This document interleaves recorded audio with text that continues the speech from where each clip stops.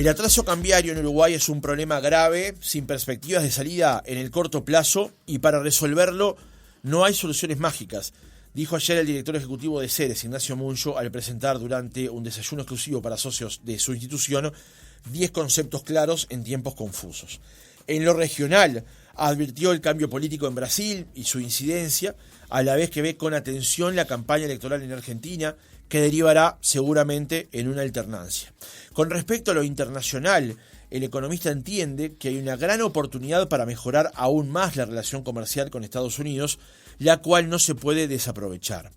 En lo local, defendió la reforma de la seguridad social y el nuevo orden fiscal. Y además deslizó un concepto que merece profundizarse. Dijo, el valor de la democracia hoy tiene un valor económico, un valor monetario, duro y puro. ¿Cómo está la economía uruguaya hoy por hoy? ¿Qué perspectivas se advierten? ¿Qué incidencia tienen los cambios políticos en la región y los económicos a nivel global? Lo conversamos en nuestra entrevista central con Ignacio Muncho, director ejecutivo de Ceres. Ignacio, ¿cómo estás? Buen día, gracias por acompañarnos. Buen día, un gusto estar aquí en Radio Oriental. Habitualmente cuando se presentan los desayunos de trabajo, que son como un pasar de raya, un balance, genera mucha repercusión mediática. ¿Cuánto tiempo te lleva preparar estos informes que se presentan, con cierta frecuencia? 6 meses. El último que presentamos fue en diciembre, principio de diciembre del año pasado, y estuvimos todo el primer semestre trabajando. Y cuando digo trabajando, digo un gran equipo amplio de 20 personas, multidisciplinario, enfocado en los distintos temas relevantes para el país que tratamos en cada desayuno. Ayer hablé 1 hora 45, más de lo razonable, pero había muchos temas. Y también la preparación incluye trabajo de campo, tanto a nivel local como a nivel internacional. O sea, durante este semestre tuvimos presentaciones y participaciones en eventos en la India, en Estados Unidos, en Europa, tanto en Madrid como en Berlín, como en Bruselas, como en París, participación y presentación de distintas jornadas y eventos, y en Buenos Aires. En base a toda esa información que recabamos, es que armamos esto y lo presentamos 2 veces al año ante el público que apoya a la institución, que son instituciones y empresas que apoyan a Ceres, pero también para la opinión pública en general, para un solo objetivo, poner información sobre la mesa para que haya debate. Entonces, es parte de nuestra misión que se discutan los temas. Esto no es la verdad revelada, ni mucho menos. Esto es una visión que puede estar equivocada o no, pero que está basada en información, en investigación, en un equipo profesional trabajando al respecto, que se pone sobre la mesa para que se discuta. Ajá. Esos viajes, esos encuentros, entre otros, tuviste un encuentro con el Papa Francisco a comienzos de este año, lo conversamos en una entrevista que te hicimos aquí.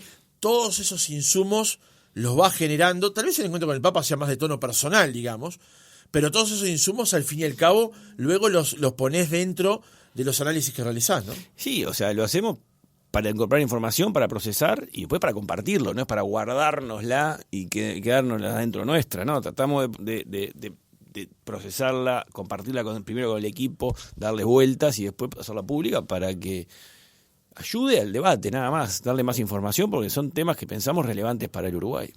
¿Cómo definís a Ceres, al centro de la realidad económica y social? Una institución que tiene la vocación de el análisis, el estudio, la interacción con las distintas fuerzas sociales y económicas del país para generar producción abierta y amplia, análisis de temas para que eso genere lo que estamos haciendo ahora, o sea, discusión y debate público, que al fin y al cabo es clave, y esto pasa en los países que tienen como Uruguay libertad de prensa y de opinión, es clave para tener una mejor democracia, mejor discusión de las políticas públicas, mejor calidad de las políticas públicas, porque al fin y al cabo son las personas, es la ciudadanía la que tiene que estar criticando o aplaudiendo a las políticas que hace el gobierno de turno en base a la información que pueda tener.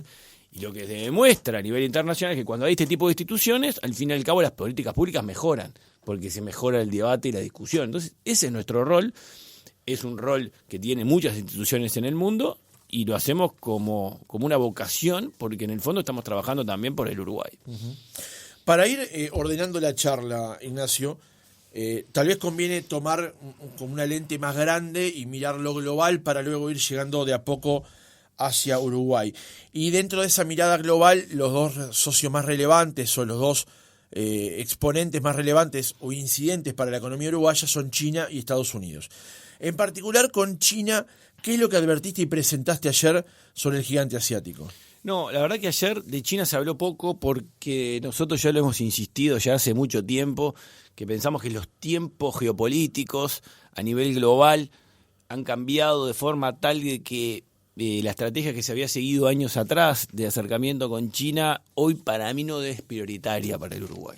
No quiere decir que no sigamos vendiéndole a China como le vendemos, es un socio muy importante a nivel comercial, pero creo que el foco, la atención, el objetivo de Uruguay tiene que ser acercarse mucho más a Estados Unidos y a Europa que a China. Y esto, uno diría, bueno, pero ¿por qué no es además? No es, ¿por qué tiene que ser excluyente? Bueno, yo creo que en el mundo actual es cada vez más difícil que no sea excluyente, y creo que las fuerzas que tiene Uruguay desde el punto de vista de capacidad de su política exterior, del personal disponible, que es escaso. O sea, no somos un gran país desde el punto de vista de los recursos que tenemos a nivel del gobierno para la política exterior. Tenemos que focalizarlo, porque no podemos hacer todo al mismo tiempo.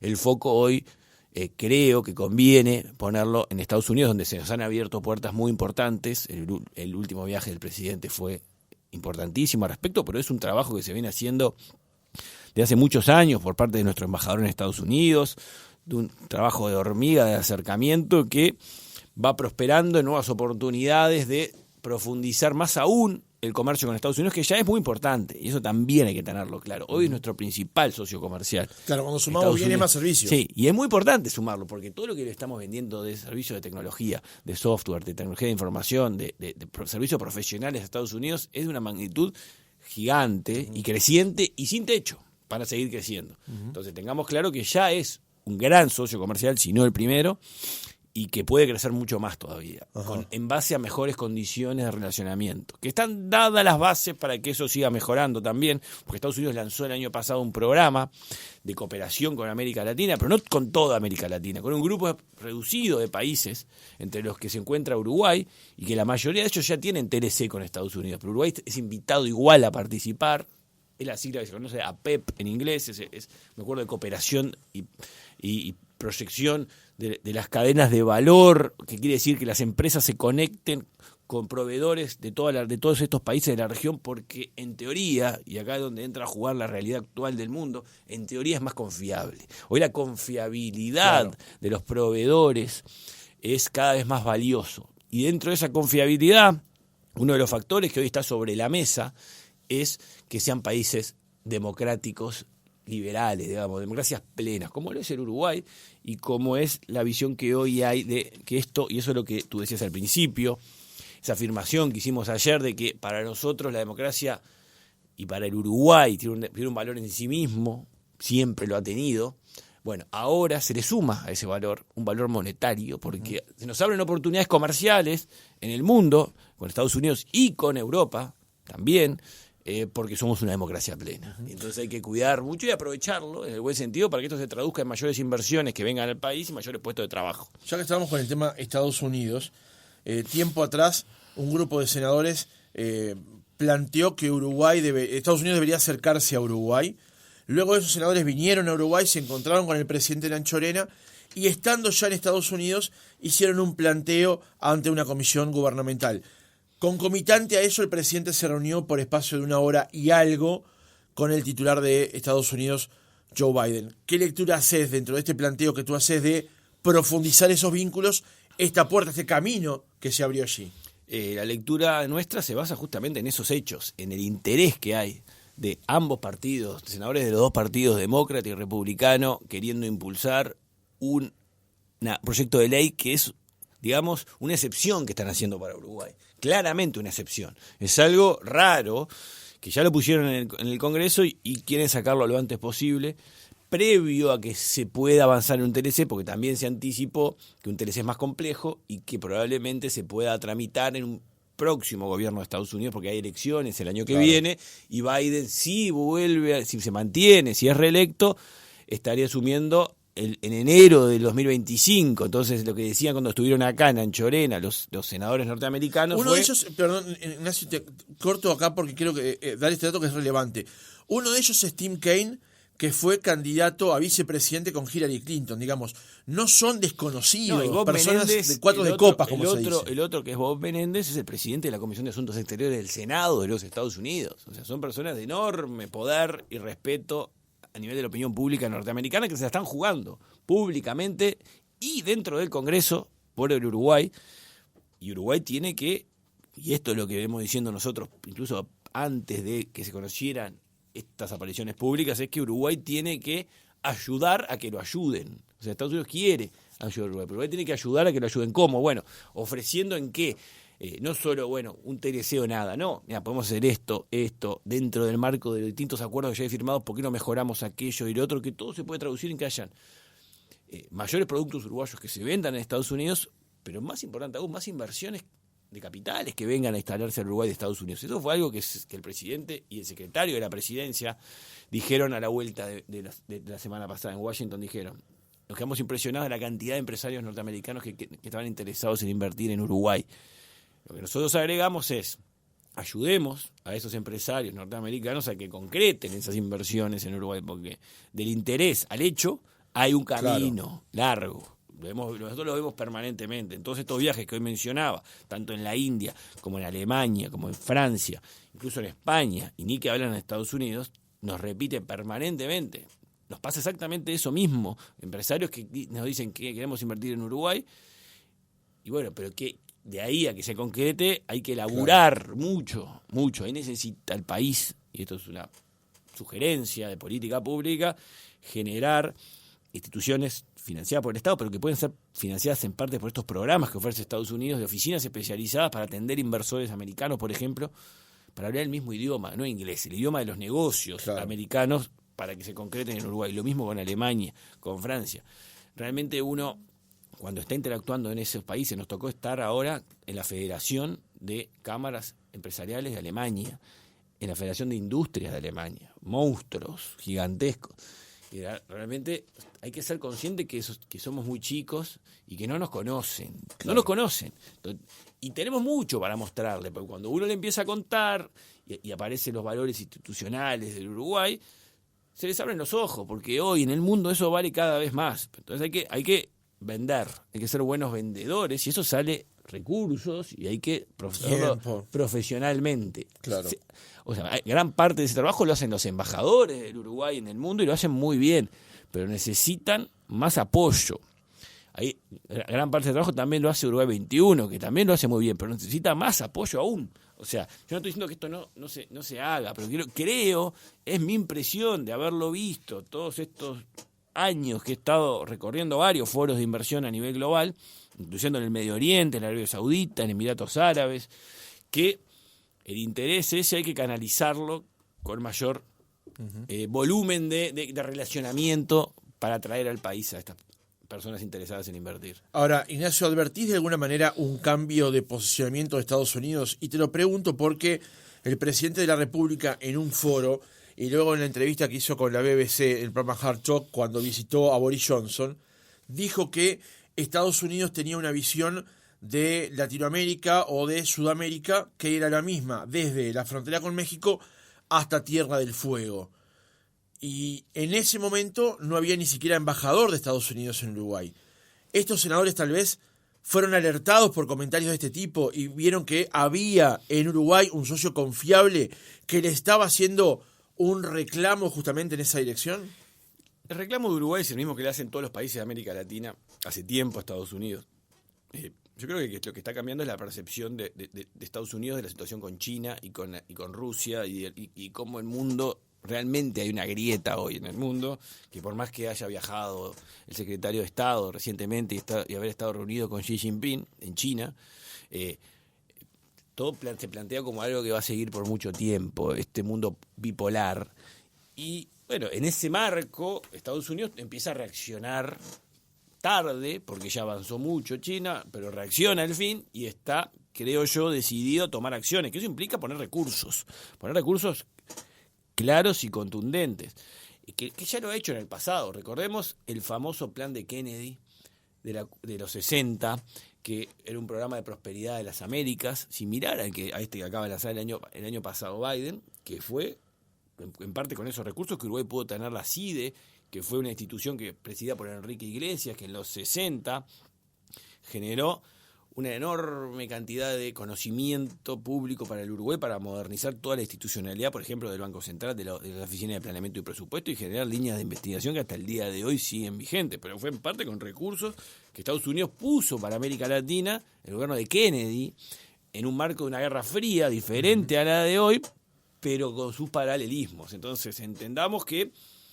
el partido se juega al más alto nivel acá, y Uruguay está de un lado, por más que Uruguay es neutro, pero está de un lado por valores. O sea, hay valores de un lado que son la democracia liberal, digamos, y del otro que son regímenes autoritarios. O sea, claro. Para cerrar con esta etapa del reportaje sobre lo internacional, brevemente, ¿advertís que a corto plazo o hay una posibilidad remota de que Uruguay finalmente firme un tratado de libre comercio con China, o eso a partir de la irrupción de Brasil y el juego que ha hecho Brasil, eso ya queda descartado? No veo que sea algo factible en el corto plazo con las decisiones que ha tomado Brasil. Tampoco me preocupa mucho, la verdad. O sea, yo no gastaría recursos ni gastaría energía en este tema.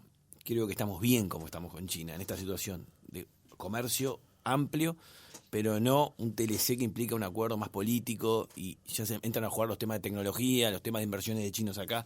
Estamos bien, o sea, yo no me preocuparía por ahí, pondría todo el foco en Europa y en Estados Unidos, pero no solo en Estados Unidos, en Europa es muy importante, más en el marco del acuerdo Mercosur y Unión Europea, que se está empezando a negociar fuerte ahora, cuando el 1 de julio Brasil asuma la presidencia del Mercosur y España la presidencia del Consejo Europeo, y ambos países van a estar liderando las negociaciones, en el cual ya el liderazgo de Brasil ya se está viendo. De hecho, mañana se reúne en París con Macron, Lula. Sí. Ha tenido ya varias reuniones con las principales autoridades europeas. Brasil quiere el acuerdo. Ahora, hace 20 años que queremos ese acuerdo. Es verdad, hace 20 años que está trancado. Tengamos claro que es el acuerdo más complejo que se puede hacer en el mundo, en dos regiones muy complicadas, ambas poniéndose de acuerdo. Creo que hay posibilidades que se cierren. No es natural, no es obvio que se va a cerrar, pero sí que las condiciones globales han cambiado. Hoy ya no es lo mismo que en el 2019 ni en el 2020. Hay factores externos al acuerdo, como lo que ha pasado con Rusia y el gas que llega a Alemania y ahora sale mucho más caro, y China, tanto con Alemania como con Francia. Entonces, si no tuviera el nuevo rol que hoy tiene China y Rusia en el mapa mundial, tal vez sería mucho más difícil que el acuerdo termine de cerrarse, y más parecido a lo que hemos vivido en los últimos 20 años. Hoy cambió y creo que hay factores fuertes que pueden hacer juntar las piezas de este puzzle, que es un puzzle muy difícil de armar. Alemania es clave, y acá hay algo que es importante tener claro. Esto lo hablamos mucho hace un par de semanas atrás en Berlín. El gobierno alemán es una coalición entre el Partido Socialdemócrata y el Partido Verde. El Partido Verde tiene mucha fuerza en este gobierno. Tiene el ministro de Economía y Medio Ambiente y tiene a la canciller, no la canciller, sino a la ministra de Relaciones Exteriores. Claro. El canciller es el primer ministro, digamos. Entonces, esta mujer que tiene pretensiones de ser canciller en el futuro, y este ministro de Economía, que es muy talentoso, quieren generar en la opinión pública la imagen y la sensación de que Alemania, logrando imponer en el Amazonas un cuidado de la deforestación, saca adelante el acuerdo. Ese mensaje es el que quieren hacer. De hecho, hace un mes atrás viajó al Amazonas Hopp, este es el ministro alemán de Economía y Medio Ambiente, y hacía videos con la población indígena originaria de ahí y hablando de la forestación, que iban a ayudar a solucionar ese problema. O sea, hay toda una dialéctica, hay un juego de político y de opinión pública que lo está jugando Alemania fuerte, y creo que están convencidos que quieren el acuerdo, pero quieren mostrarlo como un logro para el cuidado del medio ambiente con el Amazonas, que básicamente es el pulmón del mundo. Entonces si Alemania logra ese relato, digamos, la narrativa es todo ahora. De acá hasta fin de año vamos a tener mucho de esto. Y es bueno entenderlo porque es muy importante para el Uruguay lo que pase. Alemania va a querer poner una narrativa, pero Brasil al mismo tiempo va a querer poner su propia narrativa, que es: a mí Alemania no me va a decir lo que tengo que hacer con el Amazonas. Yo mismo, Marina Silva, la ministra de Ambiente de Lula, que es natural, toda su vida defensora de los recursos naturales, es la que quiere decir: soy yo la que voy a cuidar el Amazonas, no lo que me diga Alemania. Entonces ese ida y vuelta va a estar. Macron entra a jugar también, que ha sido históricamente en contra de este acuerdo, ahora también está preocupado por lo que pasa con China y con Rusia, y entonces lo ve como estratégico que Europa pueda llegar a este acuerdo con América Latina. Y Lula cree que esto es la vida del Mercosur, porque un nuevo fracaso para su proyecto, que cree que es el Mercosur, que esto no se cierre, también sería muy malo. Por lo tanto, yo creo que este acuerdo es lógico, es un buen acuerdo, lo hemos estudiado a fondo desde el 2019, es un muy buen acuerdo. Es lógico y es hasta natural entre las dos regiones. Se tienen que alinear los astros y creo que hay condiciones para que se alineen los astros en este semestre o iniciado el año que viene. Viniendo a la región ahora, y en particular en Brasil, hubo un cambio político a partir del 1 de enero de este año. Tú destacás allí que hay cuestiones que tienen que ver con reformas pro mercado que ya avanzó el gobierno de Bolsonaro, con las que Lula no está en contradicción, digamos. Pero sí hubo un cambio de posicionamiento de Brasil en lo que tiene que ver con lo político y diplomático a nivel regional. Y en Argentina se está por producir lo que todos entendemos como un cambio político a partir del 10 de diciembre, porque va a haber elecciones y muy difícil el oficialismo pueda repetir. ¿Cómo está el patio, cómo está la zona, el barrio? Brasil, lo que uno ve, tanto a nivel internacional como a nivel local en Brasil, es que es un país que está avanzando. Y está avanzando fuerte. Con vaivenes, en zigzag, no es línea recta, porque tiene obviamente sus contradicciones internas, pero que avanza. A nivel interno, y esto es muy importante, porque no estamos tan pendientes de la política brasileña como en Argentina, que estamos todos los días mirando la tele argentina. Sí. En Brasil hoy hay un parlamento, un congreso, en el cual Lula no tiene mayoría. Entonces tiene que estar negociando todo con los distintos bloques. Hay un bloque muy grande, histórico, en Brasil, que se llama el Centrão, que es un grupo no ideologizado de diputados que votan en bloque, no tienen acuerdo. Pero votan en bloque a cambio de determinados acuerdos para este estado, para el otro, para tal ciudad. Hoy tiene un presidente fuerte, se llama Arthur Lira, que es el presidente de la Cámara de Diputados hoy de Brasil. Y el señor se ha parado fuerte y le ha dicho a Lula: señor, este no es un congreso de izquierda progresista como el PT, este es un congreso de centro moderado, y es más, no vamos a dar marcha atrás en ninguna de las reformas que se implementaron durante el gobierno anterior y el anterior, o sea, el de Temer y el de Bolsonaro, pero fundamentalmente de la mano del ministro de Hacienda, que fue el gestor de esta reforma, que se llama Paulo Guedes, que hizo muchas reformas en Brasil para mejorar el acceso de inversores, para mejorar las regulaciones más a favor de los mercados, para que haya una reforma laboral. Hizo mucho en el periodo anterior. El temor que existía era: bueno, llega el PT, va a dar marcha atrás. Y no. O sea, no va a haber, se van a tomar estas reformas y se va a seguir hacia adelante. Y eso, a nivel internacional, en los mercados globales, fue saludado muy positivamente. O sea, Brasil avanza, no retrocede en políticas que fueron buenas. O sea, hay que separar lo que es Bolsonaro persona, Bolsonaro personaje, Bolsonaro en algunas áreas de las políticas, por ejemplo, el medio ambiente, lo militar, que es lo que fue el manejo económico, que estuvo al margen Bolsonaro, totalmente al margen, estuvo todo 100% delegado en Paulo Guedes, y eso va a seguir, y eso fue muy bueno que haya pasado para Brasil, y eso ha impulsado el crecimiento. Este año va a crecer más de lo que se esperaba, 2,5% cuando se esperaba 1 hace meses atrás. Después, a nivel internacional, se ve una agenda agotadora de Lula. 77 años, Lula está recorriendo el mundo.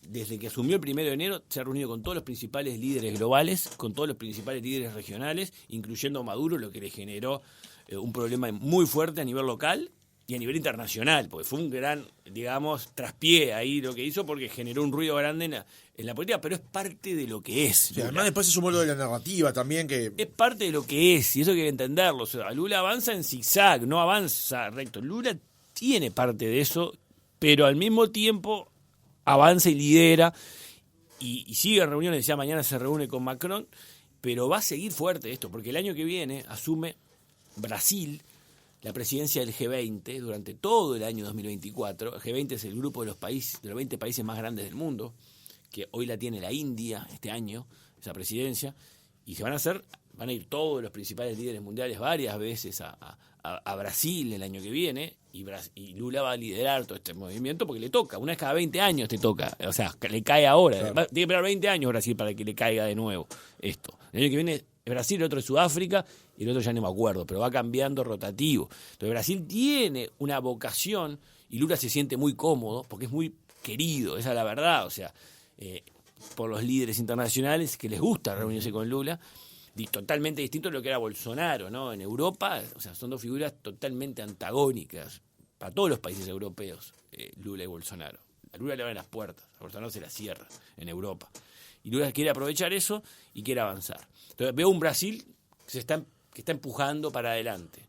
Veo una Argentina trancada en un año en donde vamos de un plan salir, que es el nuevo, hacia un plan salir, del plan llegar, como le llaman ahora a los argentinos a lo que queda de este gobierno. ¿Qué implica el plan llegar? Bueno, que llegar a las elecciones sin entrar en cesación de pagos, porque no hay plata, no hay dólares, y está desesperado el ministro Massa buscando que el Fondo Monetario le adelante dólares que no tiene hoy Argentina para pagar los vencimientos, y que la inflación no se reacelere aún más, ya está en 114, y si hubiera una devaluación del tipo de cambio oficial, podría ser mucho más alta aún. Entonces, eso es todo, es evitar una nueva fuga inflacionaria más fuerte aún de lo que ya es, y evitar cesación de pagos.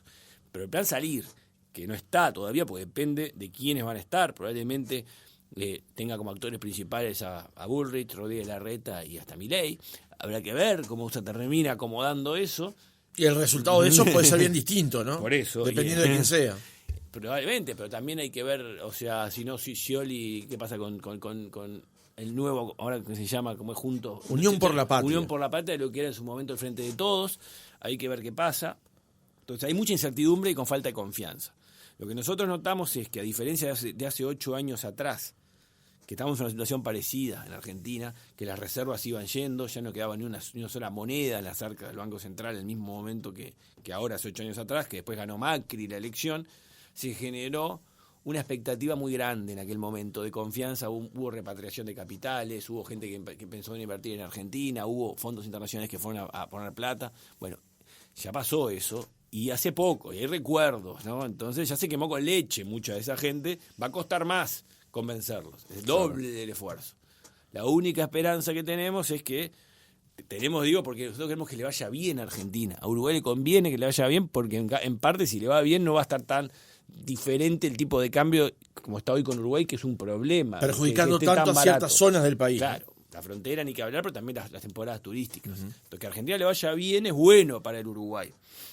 Entonces, una esperanza nuestra que le vaya bien es, bueno, que la persona es el único animal que se tropieza 2 veces con la misma piedra y vuelvan a invertir como lo hicieron antes. Pero Argentina está muy complicada, es una crisis de confianza la que hay. Entonces hay que recuperarla y cuesta mucho. Yo a veces me pregunto si la crisis en Argentina es política para luego derivar en la económica, o económica para luego derivar en la política, y a veces es difícil de determinar eso. No se puede separar. O sea, la política no se separa de la economía, y la economía no se separa de la política. Esto es política económica. Hablando de todos estos temas, nos sirve como disparador para preguntarte sobre la situación en Uruguay. De lo que presentaste ayer, me quedó con una cuestión bien central, que es el tema del atraso cambiario. Y primero te quiero preguntar, porque depende siempre a quién se lo preguntemos, las respuestas que nos dan. ¿Hay atraso cambiario en Uruguay? Sí, de acuerdo a nuestras mediciones, porque hay que medir eso. O sea, el atraso cambiario, ¿qué quiere decir? Bueno, que el dólar está más bajo que lo que debería. Entonces, como hay que decir qué es lo que debería ser el valor ideal o adecuado del dólar, hay que calcular algo. Entonces, hay varias mediciones. Nosotros probamos varias metodologías y nos da por todos los lados y caminos, comparando con el dólar, con monedas de otros países que compiten con Uruguay en otros mercados, por ejemplo Colombia, por ejemplo Nueva Zelanda, por ejemplo Australia, clientes directos de Uruguay, China, Europa. Dejemos de lado la región Argentina y Brasil, porque ahí ya es extremadamente marcada la diferencia, incluso Brasil, ¿no? Estamos en niveles de desequilibrio cambiario histórico con Brasil. Hace mucho tiempo que no se veía tanta diferencia de precios entre Uruguay y Brasil, pero Argentina lo dejamos de lado porque está en una crisis. Pero con el resto del mundo, hoy estamos un 25% más caro que lo que deberíamos estar, medido ya sea, como decía ahora, con el resto del mundo, incluso si lo medimos con respecto a los propios fundamentos de la economía uruguaya, el nivel de ingreso y productividad de la economía uruguaya, que es lo que determina también cuán caro es un país, también nos están dejando hoy un 25% más caro que lo que deberíamos estar. Entonces, ahora, el Banco Central hace mediciones similares a este modelo que presentamos nosotros y en marzo le daba un 15%. Nosotros dijimos 25 ahora, pero de marzo hasta ahora ha empeorado bastante. Probablemente cuando el Banco Central actualice esto, que lo va a actualizar a la brevedad, le va a dar más cerca del 25 que del 15 que presentaba en marzo. De hecho, hoy, la jornada de ayer en realidad, son 10 días seguidos de caída del tipo de cambio. Sí, o sea, está una caída en picada. Que en este caso, este año, esta caída responde al contexto internacional. El dólar está cayendo igual que en Uruguay, en Chile, en Colombia, en Brasil, cayó más todavía, en México cayó más, en todo el mundo está cayendo, porque es el dólar el que pierde valor, no el peso uruguayo en este caso. Claro. Porque la política monetaria de Estados Unidos cambió. De pasar a suba fuerte de tasa de interés el año pasado a dejar de subir este año. Entonces el dólar pierde valor. Eso es lo que está pasando este año. El problema de Uruguay fue el año pasado, que cuando el dólar se fortaleció en todo el mundo, en Uruguay cayó. Y ahí fue cuando nos desequilibramos. El año pasado fue para la competitividad del Uruguay un año bisagra, que nos desenganchó. Hubo un divorcio entre el movimiento del dólar en todo el mundo y en Uruguay. Entonces, Uruguay ya quedó caro y esto no hace más que agravar una situación que ya estaba complicada, pero que no, esto que estamos viendo hoy no hay mucho margen de maniobra. O sea, entonces el punto que hicimos ayer del atraso cambiario es, primero, hay que reconocer que existe. Segundo, ser consciente que esto es grave, o sea, es un problema. O sea, nos complica mucho producir en Uruguay y vender al exterior por los costos que esto implica, los recursos, los ingresos de los exportadores son en dólares, pero no solo exportadores, no pensemos en alguien que está vendiendo carne o soja, ¿no? Pensemos en la industria de tecnología de la información que vende servicios profesionales a Estados Unidos que cobran dólares y acá paga sueldos, que en parte lo pagarán en dólares, pero el que cobra acá en dólares tiene que ir a cambiar para consumir en pesos. Entonces, hay muchos servicios que hoy dependen también de que Uruguay pueda venderse afuera. Eso está en problemas de costos muy altos, muy altos. Entonces yo decía ayer, primero reconozcamos el problema, sepamos que existe, pero no pensemos que esto se soluciona fácil. Y no vemos, dijimos, no vemos que esto vaya a cambiar mucho en los próximos años. No vemos que para este y el que viene haya un cambio significativo. Tal vez el dólar deje de subir, suba un poquito, pero no vemos un dólar más allá de los 40 en los próximos años. Hicimos números, o sea, el gran problema es que para que eso pase, aparecen conflictos grandes, por muchos frentes y al mismo tiempo. Para empezar, para forzar al dólar a subir, porque hoy el mercado le pone este valor, entonces habría que forzarlo a subir, se pone en tela de juicio toda la programación macroeconómica que tiene hecha este gobierno. ¿Por qué? Porque el proyecto está basado en primer lugar, una inflación que debería estar llegando hacia fin de año al 6% y el año que viene llegar al 5%. Recordemos que el Banco Central tiene un objetivo de inflación, que el techo es 6%, era 7% y lo bajó a 6%.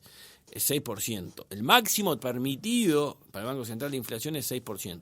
No se cumple nunca esto, pero este gobierno ha dicho vamos a cumplirlo. Y vamos a cumplirlo a partir de... Sí, lo escribió en el presupuesto y la rendición de cuentas. Y lo va a presentar en la próxima rendición de cuentas también, y lo va a presentar como las pautas de la negociación salarial que empieza ahora en julio.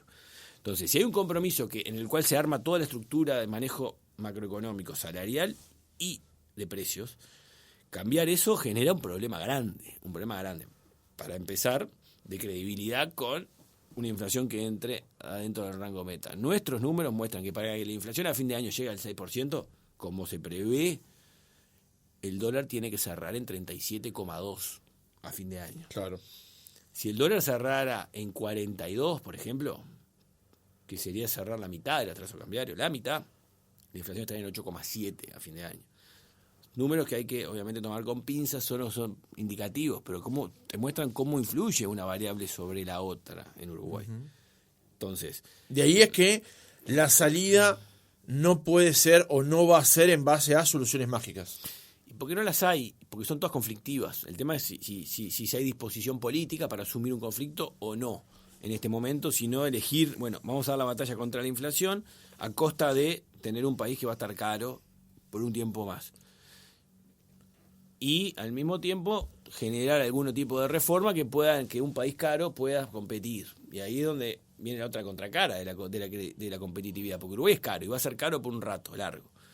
¿Cómo es un país caro para poder competir en los mercados y venderle afuera y que ese ingreso se pueda pagar los costos internos que de lo caro que está? Y ahí hay dos caminos únicos que van juntos. Primero, vender algo cada vez de mayor calidad, entonces, para que nos paguen el precio del producto, que ya sea carne o software o tecnología o conocimiento, sea más valorado porque es de más calidad.